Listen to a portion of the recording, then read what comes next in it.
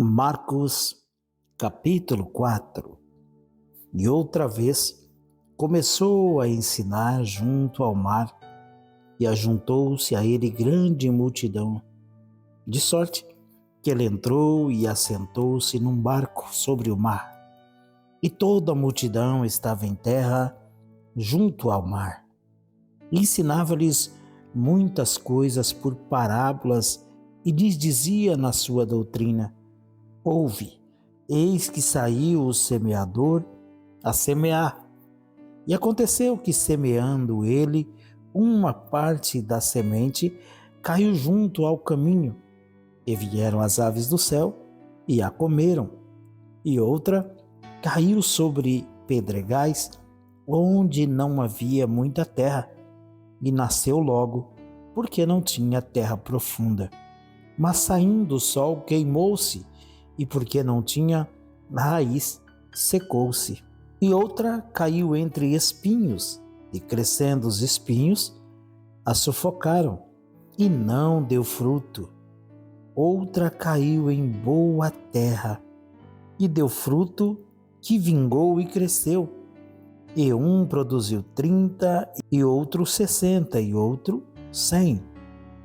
E disse-lhes: Quem tem ouvidos para ouvir, que ouça. E quando se achou só, os que estavam junto dele com os 12 interrogaram-no acerca da parábola.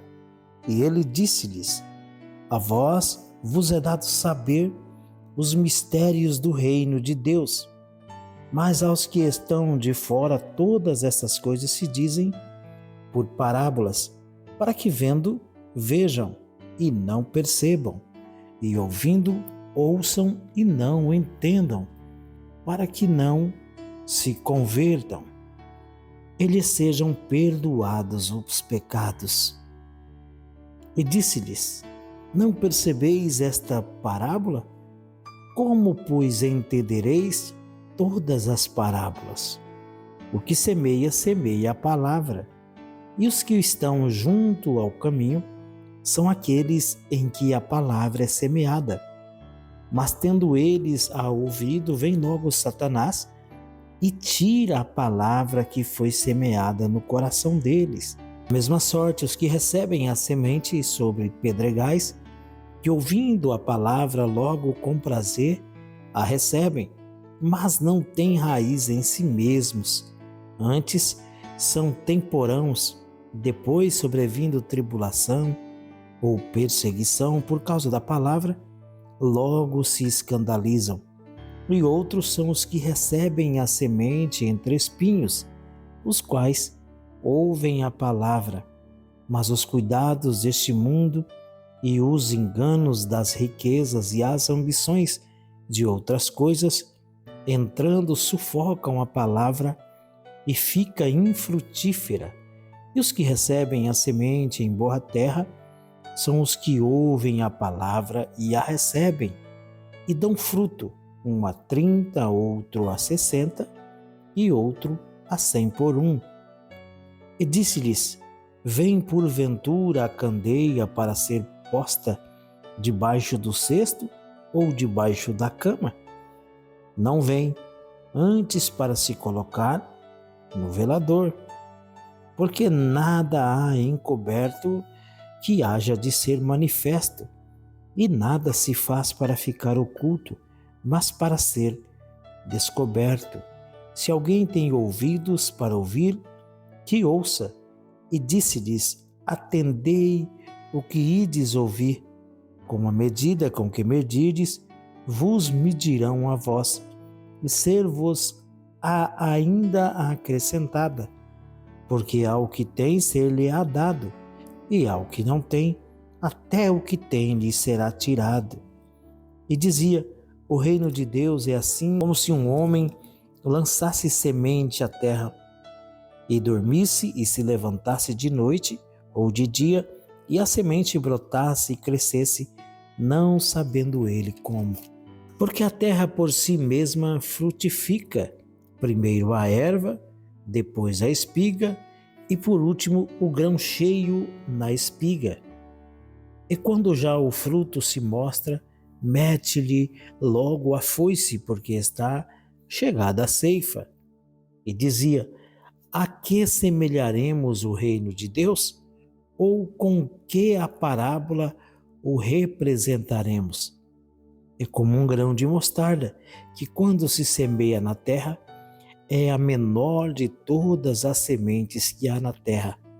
Mas tendo sido semeado, cresce e faz-se a maior de todas as hortaliças. E cria grandes ramos, de tal maneira que as aves do céu podem aninhar-se debaixo da sua sombra.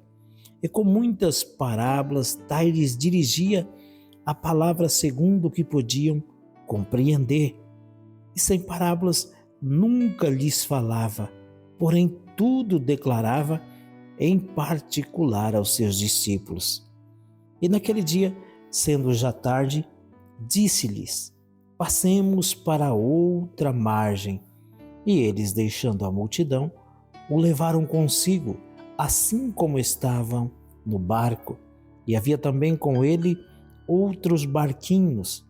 E levantou-se grande temporal de vento, e subiam as ondas por cima do barco, de maneira que já se enchia de água. E ele estava na popa dormindo sobre uma almofada, e despertaram-no, dizendo-lhe: Mestre, não te importa que pereçamos? E ele, despertando, repreendeu o vento e disse ao mar: Cala-te, aquieta-te. E o vento se aquietou, e houve grande bonança. E disse-lhes: por que sois tão tímidos, ainda não tendes fé? E sentiram um grande temor, e diziam uns aos outros: mas quem é este, que até o vento e o mar lhe obedecem? Marcos, capítulo 5. E chegaram a outra margem do mar, à província dos Gadarenos. E saindo ele do barco, lhe saiu logo ao seu encontro dos sepulcros um homem com espírito imundo, o qual tinha sua morada nos sepulcros, e nem ainda com cadeias o podia alguém prender. Porque tendo sido muitas vezes preso com grilhões e cadeias, as cadeias foram por ele feitas em pedaços, e os grilhões em migalhas, e ninguém o podia amansar. E andava sempre de dia e de noite, clamando pelos montes e pelos sepulcros, e ferindo-se com pedras. E quando viu Jesus ao longe, correu e o adorou. E clamando com grande voz, disse: que tenho eu contigo, Jesus, Filho do Altíssimo? Conjuro-te por Deus que não me atormentes. Porque lhe dizia: sai deste homem, espírito imundo. E perguntou-lhe: qual é o teu nome? Ele respondeu dizendo: Legião é o meu nome, porque somos muitos. E rogava-lhe muito que os não enviasse para fora daquela província. E andava ali, pastando no monte, uma grande manada de porcos. E todos aqueles demônios lhe rogaram, dizendo: manda-nos para aqueles porcos, para que entremos neles. E Jesus logo lhe permitiu. E saindo aqueles espíritos imundos, entraram nos porcos, e a manada se precipitou por um despenhadeiro no mar. E eram quase 2.000, e afogou-se no mar.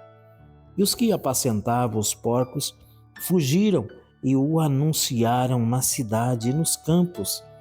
E saíram muitos a ver o que era aquilo que tinha acontecido, e foram ter com Jesus.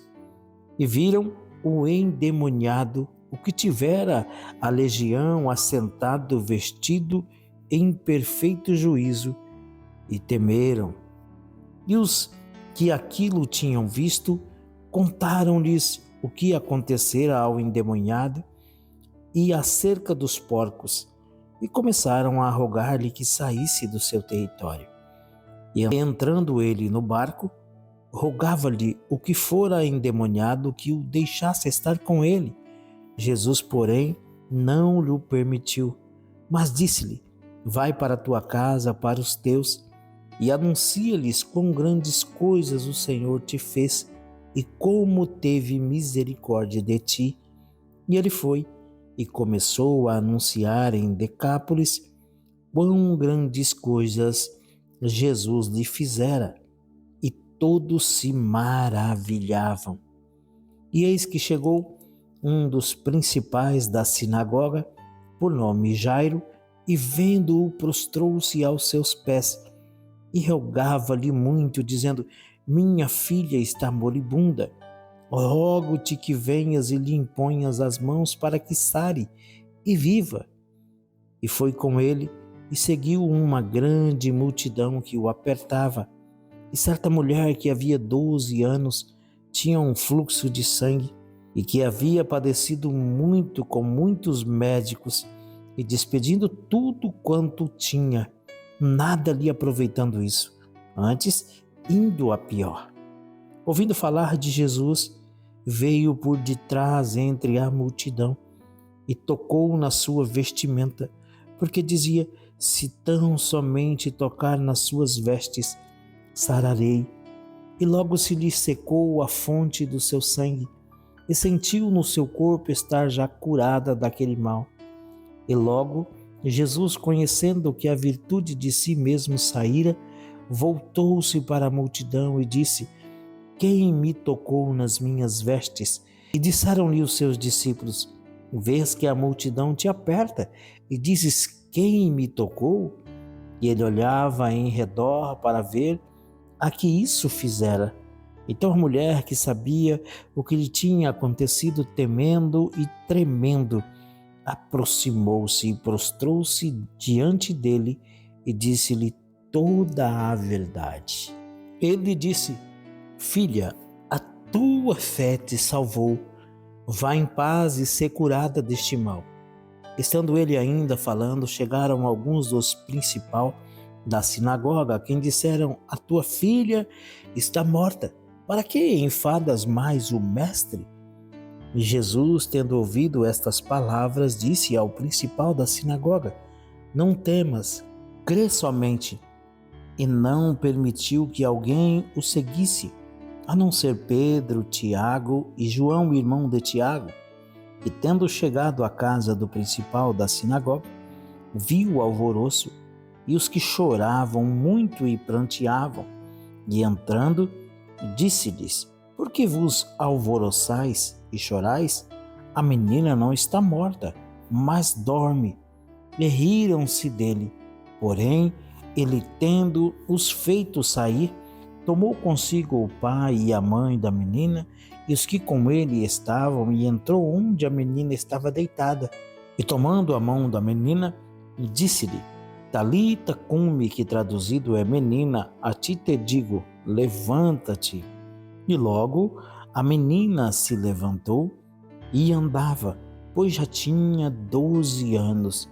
Assombraram-se com grande espanto e mandou-lhes expressamente que ninguém o soubesse, e disse que lhe dessem de comer.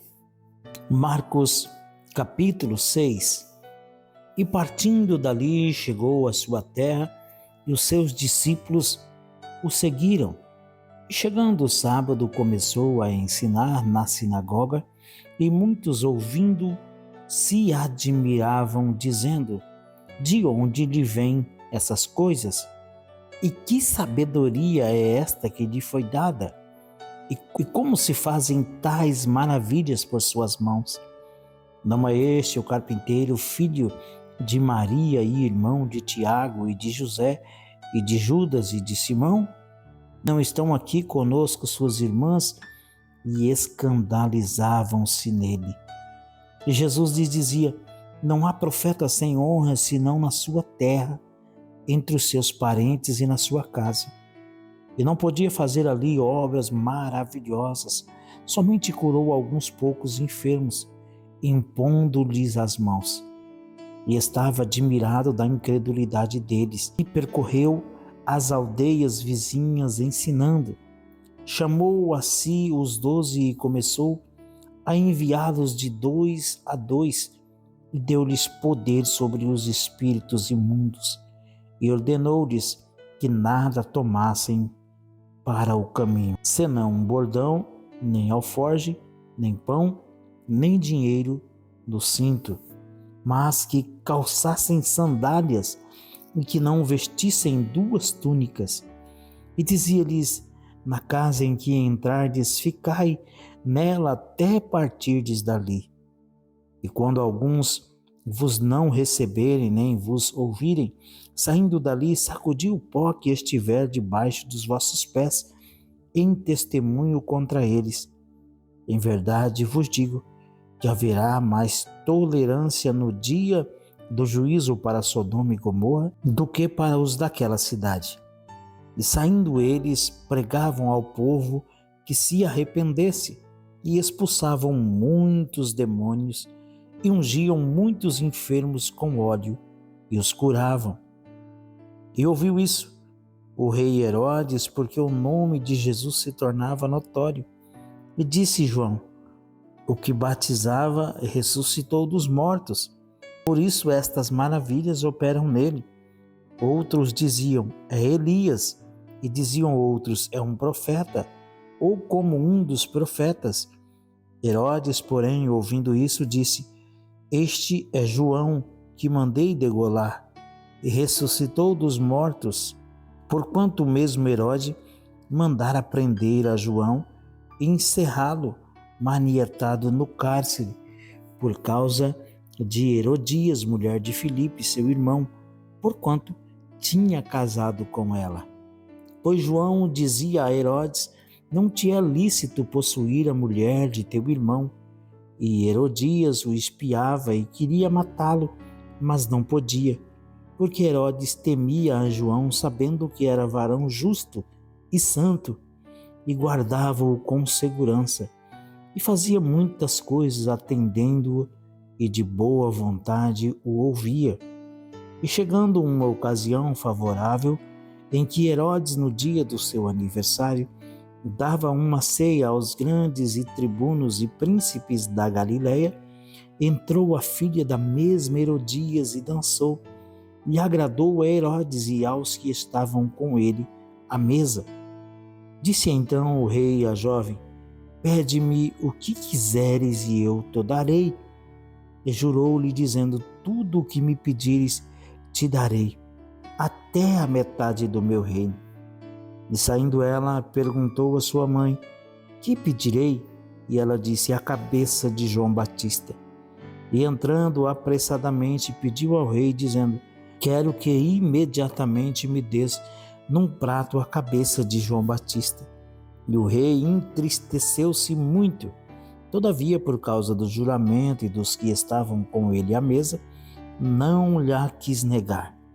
E enviando logo o rei, o executor, mandou que lhe trouxessem ali a cabeça de João, e ele foi e degolou na prisão. E trouxe a cabeça num prato e deu-a à jovem, e esta a deu à sua mãe. E os seus discípulos, tendo ouvido isso, tomaram o seu corpo e o puseram num sepulcro. E os apóstolos ajuntaram-se a Jesus e contaram-lhe tudo, tanto o que tinham feito como o que tinham ensinado. E ele disse-lhes: vinde vós aqui à parte, a um lugar deserto, e repousai um pouco, porque havia muitos que iam e vinham e não tinham tempo para comer. E foram sós num barco para um lugar deserto, e a multidão viu-os partir, e muitos os conheceram e correram para lá a pé, de todas as cidades. E ali chegaram primeiro do que eles e aproximavam-se deles. E Jesus, saindo, viu uma grande multidão e teve compaixão deles, porque eram como ovelhas que não têm pastor. E começou a ensinar-lhes muitas coisas. E como o dia fosse já muito adiantado, os seus discípulos se aproximaram dele e lhe disseram: o lugar é deserto e o dia já está muito adiantado. despede-os para que vão aos campos e às aldeias circunvizinhas e comprem pão para si, porque não têm o que comer. Ele, porém, respondendo, lhes disse: Dai-lhes vós de comer. E eles disseram-lhe: Iremos nós e compraremos 200 dinheiro de pão para lhe darmos de comer? E ele disse-lhes: Quantos pães tendes? Ide ver. E sabendo, eles disseram: 5 pães e 2 peixes. E ordenou-lhes que fizessem assentar a todos em grupos sobre a erva verde. E assentaram-se, repartindo-os da 100 em 100 e de 50 em 50. E tomando ele os 5 pães e os 2 peixes, levantou os olhos ao céu e abençoou e partiu os pães e deu-os a seus discípulos para que os pusessem diante deles, e repartiu os 2 peixes por todos. E todos comeram e ficaram fartos, e levantaram 12 cestos cheios de pedaço de pão e de peixe. E os que comeram os pães eram quase 5.000 homens. E logo obrigou-os seus discípulos a subir para o barco e passar adiante para o outro lado, a Betsaida, enquanto ele despedia a multidão. E tendo-os despedido, foi ao monte para orar.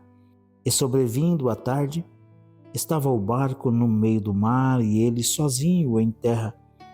E vendo que se fatigavam a remar, porque o vento lhes era contrário, perto da 4ª vigília da noite, aproximou-se deles, andando sobre o mar, e queria passar adiante deles.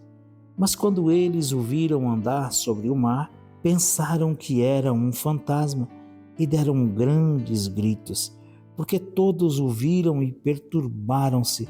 Mas logo falou com eles e disse-lhes: Tende bom ânimo, sou eu, não temais. E subiu para o barco para estar com eles. E o vento se aquietou, e entre si ficaram muito assombrados e maravilhados, pois não tinham compreendido o milagre dos pães, antes o seu coração estava endurecido.